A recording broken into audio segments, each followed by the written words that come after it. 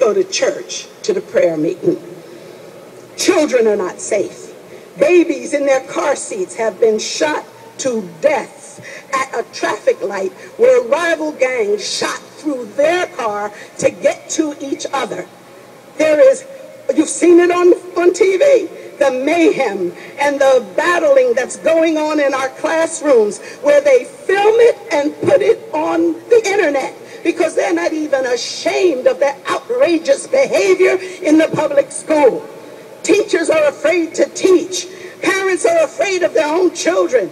And they tell you that nothing I can do with them. Boston, Connecticut, Aurora, Colorado point out how unsure and unsafe even the most ordinary activity is today. But even if we leave out the madness of human behavior, do you hear God speaking in the very atmosphere? Can you hear God speaking in nature, in the climate, in the weather? He's telling us that we're living in the last and desperate times. Just look at the weather cycle over the last few years worldwide. It's straight out of the book of Revelation.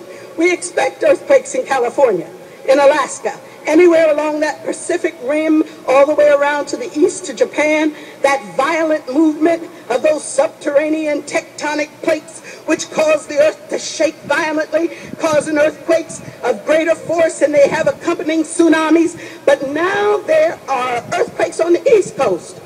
Whoa, Memphis, Tennessee, Washington, D.C.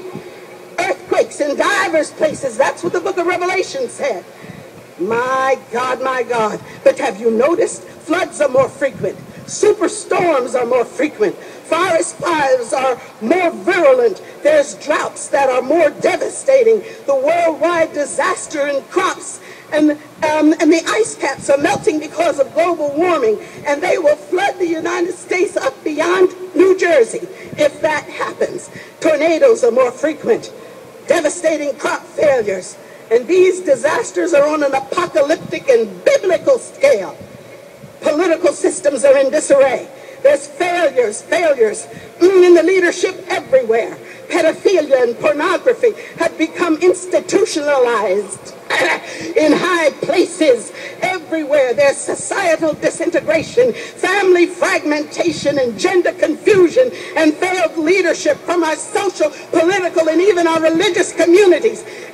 This is just the backdrop of the text tonight when Jeremiah, the weeping prophet, faced with a similar disintegration of his society, exercised his prophetic voice and sounded a clarion call.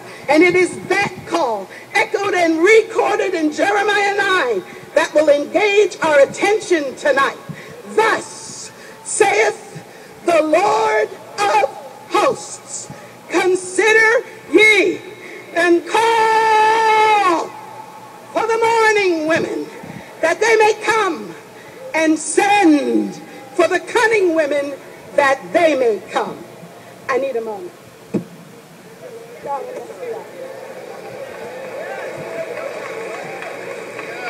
Way too much. Now, darlings, listen carefully. And let them make haste and take up a wailing for us, that our eyes may run down with tears and our eyelids gush out with waters, for the voice of wailing is heard out of Zion.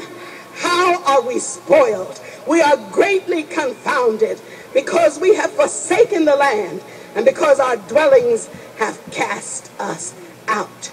Yet, in spite of, yet, nevertheless, yet, hear the word of the Lord, O ye women, and let your ear receive the word of his mouth, and teach your daughters wailing, and everyone her neighbor lamentation.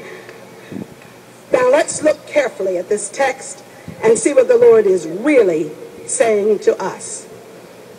First, it's real important for you to know who is speaking, who is making the call. And here is where I got really excited. Because as you start to unravel the word, it gets exciting because it's ever-changing, it's different, it meets needs of every day, and yet as you reread it and have a different need, there'll be another level of it revealed to you. Our children are dying in the streets. And I have named our city Philadelphia. So it blows my mind how up to date this text is for us about the children and about the boys lying dead in the streets. And it says, thus says the Lord of hosts. Now, God in the Old Testament, there are many names for God in the Old Testament. And these are the El names for him.